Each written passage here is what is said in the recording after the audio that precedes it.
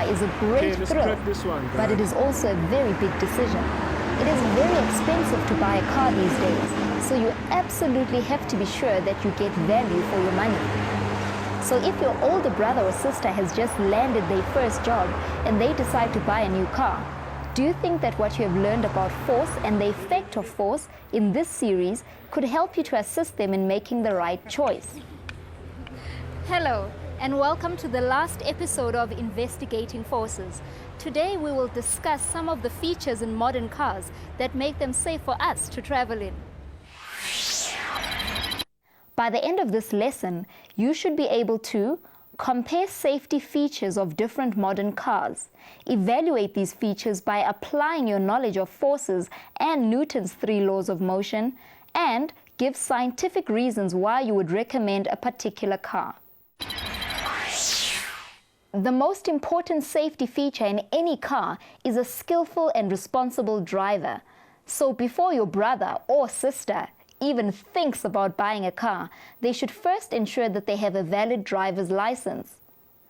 A good place to start your research would be to page through the motoring section of the daily newspapers and car magazines. What you are looking for is test drive reports. We will look at some of the features of small 1.4-litre cars priced below 140,000 Rand.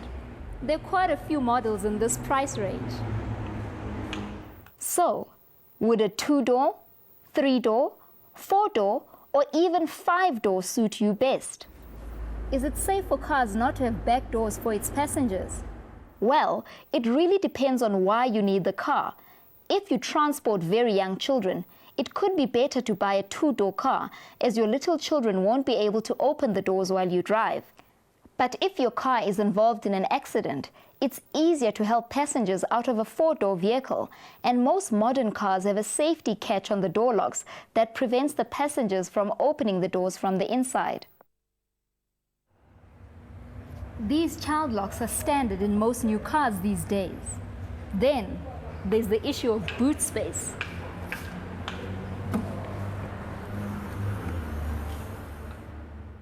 Buying a sedan ensures that you have a boot in which to put the luggage. But the rear door of a hatchback allows these cars to be used as multi-purpose vehicles. The back seats fold down, giving ample space for you to move small pieces of furniture. Just remember that it's not safe to transport passengers with the back seats folded down. It is illegal in South Africa to transport passengers, even passengers in the back of the car, if they don't wear their seat belts. You should know by now that this is a sensible law. If the passenger doesn't wear a seatbelt, he continues to move forward when the car is brought to a sudden stop. He only stops moving when he hits the windscreen or the seat in front of him, and a collision of the passenger and windscreen is very likely to cause serious or fatal head injuries. Can you remember what the scientific explanation is for the motion of a passenger that does not wear a seatbelt? Newton's first law of motion states that a body will stay at rest or will continue to move at constant velocity in a straight line unless a resultant force acts on it. It is the property of inertia of the passenger's body that maintains his motion at a constant velocity. It is little wonder then that the seatbelts in modern cars are called inertial seatbelts. Let's take a closer look at how these seatbelts work. When the car stops suddenly, the passenger continues to move forward with the same initial velocity. The passenger's chest exerts a sudden sharp jolt on the seatbelt, which responds by locking the belt tightly so that it holds him securely in his seat. This ensures that the passenger slows down at the same rate as the car does. Small children should be transported in a child seat, which is strapped into the car using one of the seat belts. It is when you need to apply brakes suddenly and sharply that people really appreciate the action of their seat belt. Let's find out more about modern braking systems. Brakes apply force to the metal rims of the wheel, which we call discs, and not to the rubber of the tires. The brake pads clamp onto the disc and stop the wheels from turning. Why do you think that it is more effective to apply a braking force to the steel wheel rim and not to the rubber tires? The purpose of brakes is to change the kinetic or movement energy of the wheel into something else during braking. When the wheel stops, it has no kinetic energy. Its energy has moved somewhere else. The particles inside the metal rim and on the brake pads, as well as those molecules in the surrounding air, have received energy, making them move faster. This causes their temperatures to increase. Rubber melts and softens at high temperature.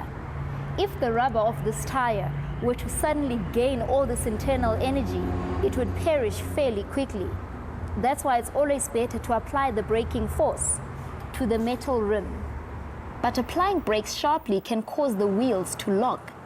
This can be dangerous when a car has to stop suddenly on wet and muddy roads because you'll most likely lose control over your car.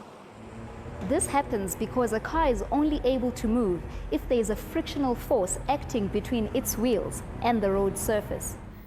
So, for you to be able to steer the car, its wheels must move on the road surface. When the wheels are stationary, you cannot change the car's direction of motion. It will slip or slide out of control. The same principle applies as we saw in an earlier example on frictional force. Remember, it is nearly impossible to walk on ice because there is no friction between your foot and the ice, and so you can't control your motion. You can't steer yourself. Cadence braking can help prevent a car from sliding. Cadence braking is a method of braking where the driver applies brakes in short, sharp bursts, and in doing so, keeps full control over the steering system of the car. Advanced driving courses teach drivers to use this procedure when coming to an emergency stop in slippery conditions.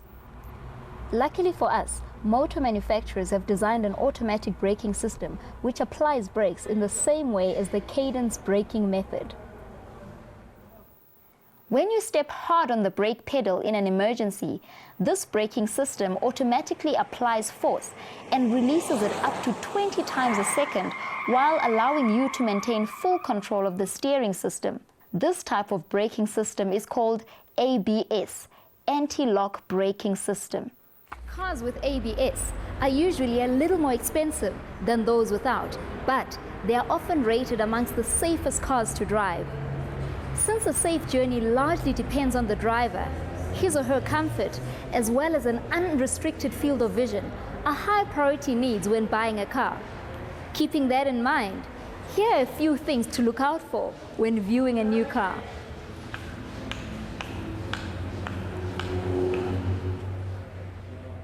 Can you adjust the driver's seat to suit the size of the driver? Can he or she see over the steering wheel? How easily can the driver adjust the mirror system to suit her needs? Can you watch the children in the back seat of the car without having to turn around? Power steering is also a very nice to have feature to look for in a new car. Power steering allows us to turn the car without exerting much force on the steering wheel.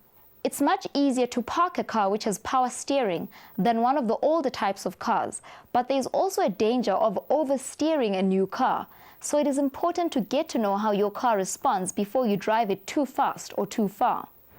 A more essential question you have to ask yourself about the car that you're considering is, has it been designed to protect its occupants in the case of an accident? Two of the most important safety features that work to your advantage in an accident are airbags and crumple zones. Let's investigate these a little more closely. How do airbags actually help passengers in an accident? What principles of physics apply to them? Airbags release high pressurized air into a bag when struck suddenly at great force. They form a cushion between the driver and the steering wheel or the side of the car. The cushion allows the driver to come to a stop over a longer period of time. It allows his momentum to return to zero in a little more time than it would do if the driver struck the steering wheel immediately. You should be able to recall that the resultant force is proportional to the rate of change of momentum. This is what Newton's second law of motion tells us. So, because of the airbags, the resultant force on the passenger is reduced, so he is less likely to suffer fatal injuries if the airbag deploys successfully. Some smaller cars have airbags fitted as standard safety features. Once again, these cars will cost you a little more, but that cost may save a life. Next, we'll look at crumple zones. In the past, most of a car's body was made of metal. Cars had greater mass, and they consumed more fuel per kilometer than the modern cars do these days. With an ever-increasing world population and decreasing energy resources, fuel efficiency is prime consideration for car manufacturers. With advances in the manufacturing of hard plastic, today's cars are made from both metal and quite a considerable amount of hard-wearing plastic, which is lighter and thus makes the car more fuel efficient. The bumpers are usually made from molded plastic, and so too are parts of the front and rear of cars. They are designed to collapse slowly and steadily in a collision. These are the crumple zones of the modern cars. Crumple zones reduce the impact in a collision in a very similar way to the way in which airbags work to reduce force. The crumple zone collapses over a longer length of time than metal parts would collapse. This means that the rate of change of momentum is reduced, so the resultant force acting on the car in a collision and on its passengers is reduced. With less mass to carry, the modern car's fuel performance and acceleration are much better than is found in older cars. In addition, advances in chemistry have led to the development of unleaded fuels. The use of unleaded fuels helps prevent environmental pollution. I'm sure you'll agree with me that most of us can only afford this type of car in our dreams, which may not be such a bad thing, since there is always the temptation to drive too fast in a high-performance car. If you want to talk about real speed, then let's go to a racetrack. These cars are equipped with jet engines. Jet engines work by pushing hot gas out of an exhaust nozzle. The escaping gas therefore exerts an equal force in the opposite direction on the jet engine, and this force propels the vehicle forwards. Do you remember which of Newton's laws makes a similar statement? Newton's third law states that if a body A exerts a force on body B, then body B exerts a force equal in magnitude and in the opposite direction on body A. Rockets work on the same principle. This plastic bottle is pressurized with air, which pushes the water out of its nozzle, lifting it up as the water force out below it. These jet-powered cars are streamlined so they can reach very high speeds. They are designed to minimize air friction. Now, back in the real world, it's time for the task in this lesson. Based on what you've seen in this lesson and your own research, decide which car you would choose to buy in the compact sedan range. Write a motivation for your decision. As part of your research, you may want to find out what tests a car must pass in order to qualify for a 5-star safety rating. Decide whether this rating would influence your decision. Physics affects every action in our lives, and as you can see, smart people make physics work for them. I trust you enjoyed this series. See you soon.